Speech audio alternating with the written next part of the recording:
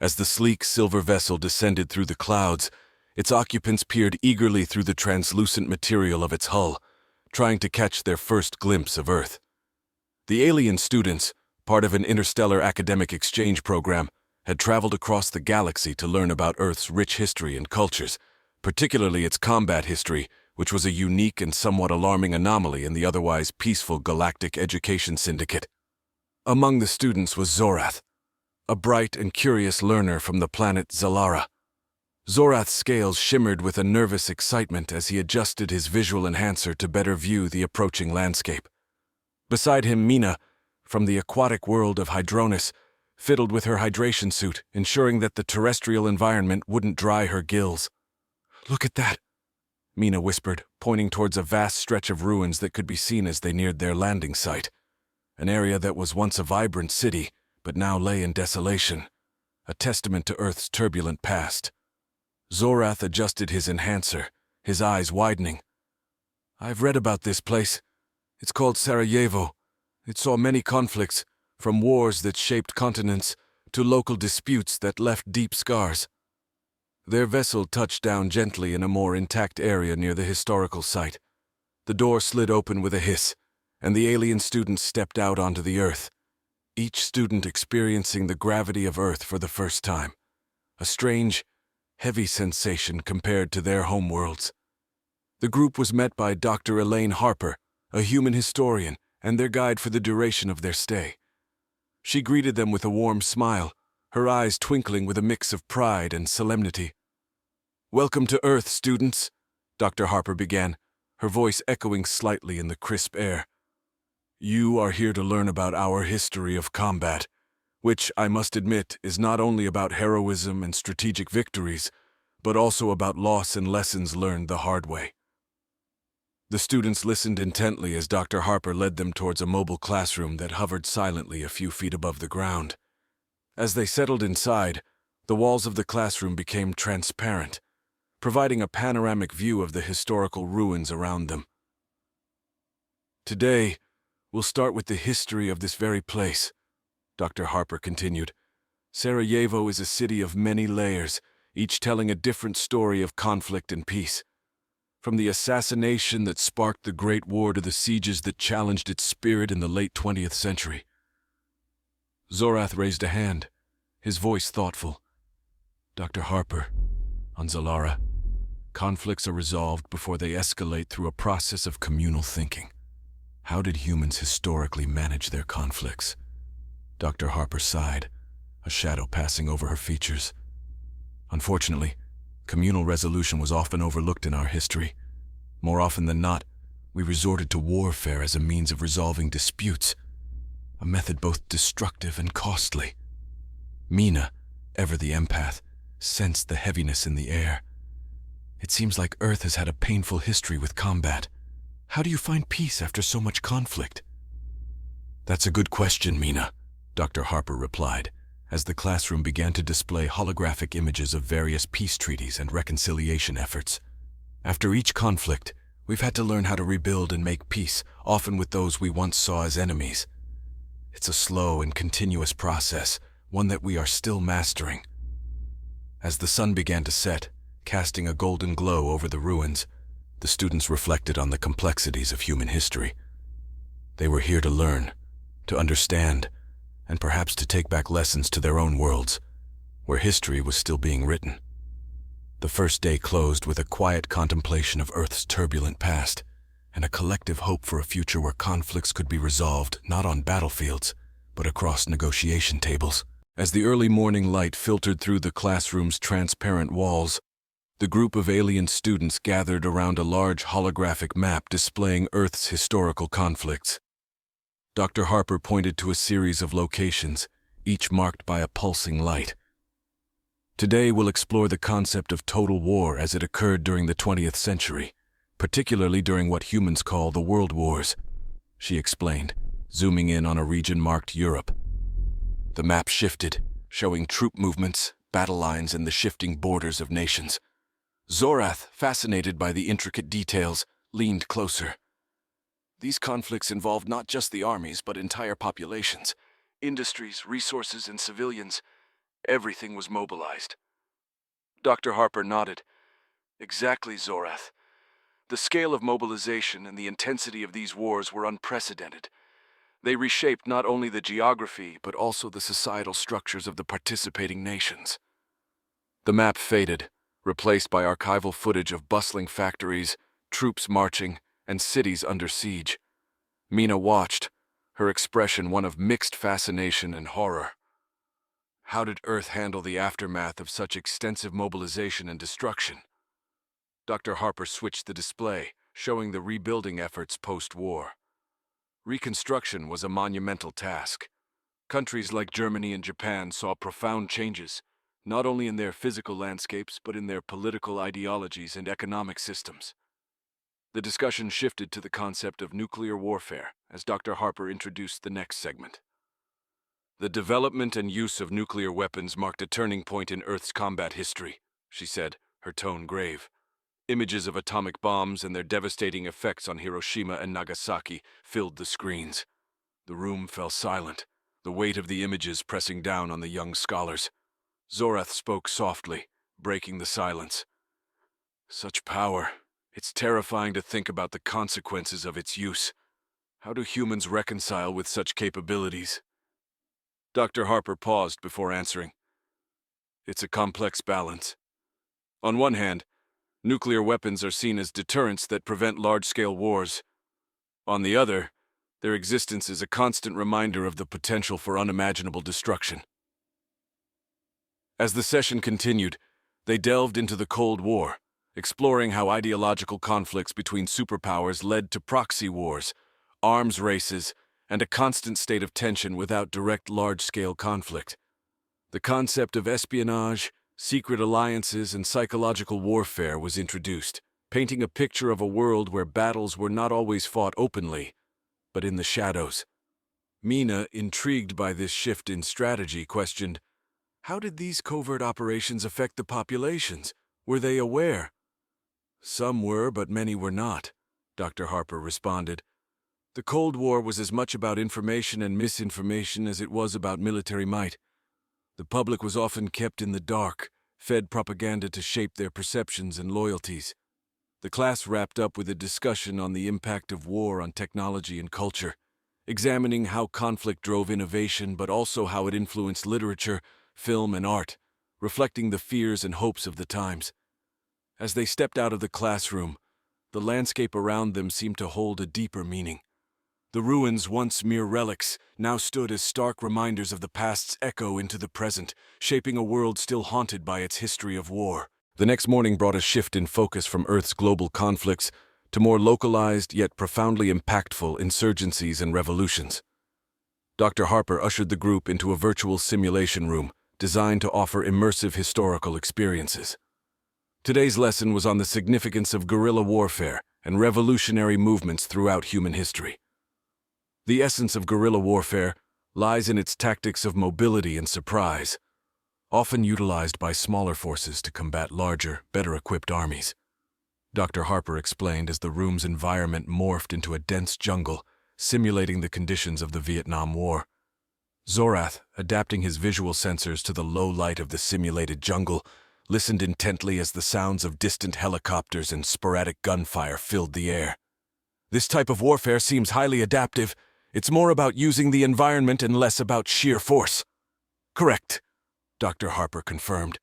She pointed to virtual figures setting traps and moving stealthily through the undergrowth. It's also heavily reliant on the support of the local population, both for resources and for intelligence. The scene shifted to a starkly different environment. The snowy mountains of Afghanistan. Here, the group studied the Mujahideen fighters, who utilized the rugged terrain to their advantage during the Soviet-Afghan War. Mina observed the changing tactics with keen interest. The terrain here is harsh and unforgiving. It must have required significant adaptation and resilience from the fighters. Dr. Harper nodded, activating a series of interviews with historical experts and former fighters, who spoke about the challenges and strategies of fighting in such extreme conditions. The harsh terrain was both a weapon and a shield for the Mujahideen. It isolated them from larger forces, but also provided natural fortifications. As the simulation faded, the room transitioned to an urban setting during the Arab Spring. The walls of the room projected scenes of crowded squares filled with protesters, the air charged with chants for freedom and change. Revolutions aren't just fought in rural guerrilla wars, but also in the hearts of cities, amidst the common populace, Dr. Harper pointed out, guiding them through the virtual crowds. Here, technology played a crucial role, especially social media, in organizing, mobilizing, and spreading the message of rebellion. Zorath was struck by the stark contrast in methodologies. The tools and strategies evolve, but the underlying drive for change remains constant, he mused, watching the digital representation of historical events unfold. The lesson concluded with a roundtable discussion on the implications of these insurgencies for global politics. The students debated the ethics and effectiveness of guerrilla tactics and revolutions, considering their long-term impacts on societies and governance. Stepping out of the simulation room, the group was left to ponder the delicate balance between order and chaos, the oppressor and the oppressed, and the endless struggle for power and freedom. The lessons of Earth's tumultuous history of conflict seemed ever more relevant, a mirror reflecting their own society's struggles and triumphs. The following session shifted to an exploration of the efforts made to secure peace and prevent future conflicts. Dr. Harper led the group to a serene garden setting within the educational complex, where holographic displays were set up among the trees and water features, each one telling the story of a significant peacekeeping mission or treaty. Today, we explore the other side of the coin, how humanity has strived to heal and rebuild after the ravages of war, Dr. Harper announced as they approached the first display, which detailed the formation of the United Nations. This global organization was born from the desire to prevent the horrors of the world wars from ever happening again.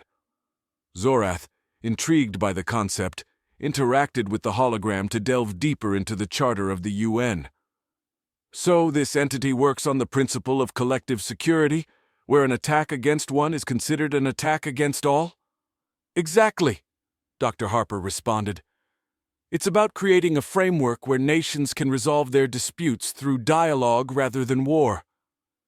As they moved to the next display, the atmosphere shifted to a simulation of the Rwandan genocide and the subsequent peace processes that tried to reconcile the divided society. The display was graphic, showing the brutal realities of the genocide, followed by the establishment of Gakaka courts, a traditional approach to justice and reconciliation. Mina was visibly moved by the display. It's heart-wrenching to see such violence, but it's also hopeful to see communities coming together to heal. Yes, reconciliation is a crucial aspect of post-conflict societies, Dr. Harper agreed. It's about acknowledging the past atrocities, seeking justice, and working collectively towards a stable and peaceful society. The garden path led them to a display about the Nobel Peace Prize, featuring laureates who had made significant contributions to peace. Figures like Malala Yousafzai, Nelson Mandela, and the international campaign to ban landmines were highlighted for their roles in advocacy and leadership towards peace. Zorath paused at the section dedicated to Mandela. His story is particularly striking. From prisoner to president, he used his influence to forge a path of reconciliation in South Africa. The students gathered around a holographic panel showing the Oslo Accords, a landmark attempt at resolving the conflict between Israelis and Palestinians. Dr. Harper explained the complex dynamics of the negotiations and the challenges of diplomacy in such a heated conflict. The process of peace is often as complex and fraught as the conflicts it aims to resolve, she explained. These efforts, like the Oslo Accords, show the delicate and often frustrating path of diplomacy. As the sun began to set, the garden illuminated with soft lights, casting a gentle glow on the last display, which was about the International Space Station as a symbol of global cooperation in peacetime. Here we see a literal above-world perspective, Dr. Harper concluded, as they admired images of astronauts from different countries working together in space. It symbolizes what humanity can achieve when we work together in peace, not just in the aftermath of war, but for the collective advancement of all. Reflecting on the day's lessons, The students discussed their own planet's efforts at peacekeeping and conflict resolution. Inspired by Earth's continuous struggle and occasional triumphs, they contemplated the lessons they could take back to their worlds, hoping to contribute to a universe where peace was not just an ideal, but a practiced reality. The crisp morning air was filled with the promise of insight as Dr. Harper guided the group to a state-of-the-art facility dedicated to the study of diplomatic history. Today's focus was on the art and evolution of diplomacy, exploring how it shaped international relations and mitigated conflicts through strategic dialogue and agreements. The facility was lined with interactive displays, each representing a pivotal diplomatic event. The first station they approached was a detailed analysis of the Congress of Vienna, a series of meetings in 1815 which had reshaped Europe after the Napoleonic Wars. Notice how these negotiations not only aimed to restore balance, but also set a framework for international conduct that somewhat echoes even into contemporary diplomacy, Dr. Harper explained, as the holograms displayed the figures of Metternich, Talleyrand, and other key diplomats of the era. Zorath engaged with the display, manipulating the timeline to observe the ripple effects of these decisions. So the concepts of national sovereignty and balance of power were solidified here, influencing how states interact even now? That's correct, Dr. Harper replied. The foundations laid here have been built upon and adapted through countless diplomatic efforts across centuries.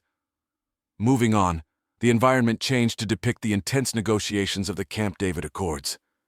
Here, holographic representations of Jimmy Carter, Anwar Sadat, and Menachem Begin were shown engaged in difficult discussions, which eventually led to a peace agreement between Egypt and Israel. Mina, studying the expressions and postures of the holographic leaders, noted, "It shows that diplomacy is not just about formal agreements, but also about building trust and understanding between very real, very human leaders." Yes, and it's often a complicated dance of personal and national interests, Dr. Harper added, pointing out the interpersonal dynamics that played a critical role in the proceedings. The next section was dedicated to the Treaty of Maastricht, which significantly advanced the integration of European countries towards what is now the European Union. The display detailed the negotiations that led to the treaty, emphasizing the vision and compromise necessary to achieve such a landmark agreement. The creation of the European Union is a prime example of economic diplomacy, where the integration of markets and policies was intended to ensure peace through interdependence, Dr. Harper explained, as they observed the economic data and political debates that shaped the treaty. As they walked through a simulation of the United Nations General Assembly, the ambient noise of a session in progress filled the room. The students were surrounded by life-size figures of delegates from different countries, each arguing, negotiating, and sometimes conceding points to reach a resolution. This is the ongoing process of diplomacy. Dynamic, sometimes frustrating, but always crucial for global cooperation, Dr. Harper said, guiding them through the process of resolution drafting and voting. The final station was less historical and more conceptual, focusing on the future of diplomacy in an increasingly interconnected and digital world. The station speculated on how artificial intelligence, real-time translation, and virtual reality could further transform diplomatic interactions. Zorath, intrigued by the possibilities, engaged with a simulation that allowed him to experience a diplomatic negotiation using augmented reality tools. These technologies could break down many of the barriers we face today, from language to geographical distances. Dr. Harper smiled, watching the students interact with the display. Indeed, the future of diplomacy could well be shaped by how we embrace these technologies. But the core will always remain: the need for understanding, compromise, and respect across cultures and borders. As they left the facility, the discussions among the students were animated, with ideas exchanged about how their own worlds could apply Earth's lessons in diplomacy to their interstellar relations, perhaps even helping to foster a new era of universal peace. In the final session of their educational program, Dr. Harper arranged for a comprehensive review and interactive debate among the students. The venue was an auditorium, where a large circular table was set up, resembling the United Nations Security Council chamber. Each student was given a position to represent, not just their own cultures, but also the historical perspectives and strategies they had studied during their time on Earth. As we wrap up our time together, let's engage in a debate, Dr. Harper proposed, her voice echoing slightly in the spacious hall. You will each represent a different aspect of conflict resolution, from military interventions to diplomatic negotiations and economic sanctions. Discuss and debate the efficacy and morality of these methods based on historical outcomes and future possibilities. The debate started with Mina, who was tasked with defending the use of diplomacy over military action. She cited the Camp David Accords as a prime example of successful diplomacy that led to a lasting peace between two historically adversarial states. Through dialogue and understanding rather than warfare, significant and lasting peace can be achieved. The human history shows us that while war might offer a quick solution, its aftermath is often bitter and filled with resentment, Mina argued. Zorath countered with the complexities of situations where diplomatic efforts have repeatedly failed, such as in the ongoing conflicts in some parts of the Middle East. Sometimes, to prevent greater atrocities, military intervention becomes a necessary evil. It should, however, be the last resort and must be followed by efforts to restore peace and order. As the debate progressed, another student from a technologically advanced planet introduced the concept of economic sanctions.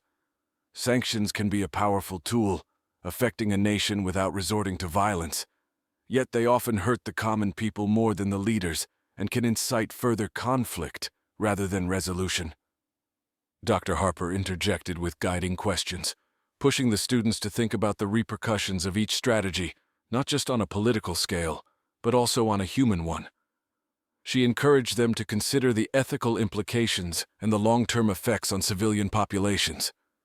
The discussion shifted toward unconventional methods of conflict resolution, such as cultural exchanges and technological partnerships, which could build bridges and reduce misunderstandings between conflicting parties. As we have seen with the International Space Station and various global scientific collaborations, working together on common goals can diminish tensions and build mutual respect and understanding, one student noted, expanding the discussion to include cooperative scientific endeavors as a peacekeeping strategy. Dr. Harper nodded, pleased with the depth of the analysis. These discussions highlight the complexities of human conflict and the diverse strategies needed to address them. The key takeaway should be that no single method can solve all problems. A combination of diplomacy, strategic interventions, and international cooperation is often necessary. As the session drew to a close, Dr. Harper summarized the debate and the lessons learned throughout the program. The history of Earth's conflicts and resolutions teaches us that peace is a delicate balance. It requires continuous effort, adaptability, and most importantly, a commitment to understanding the other side.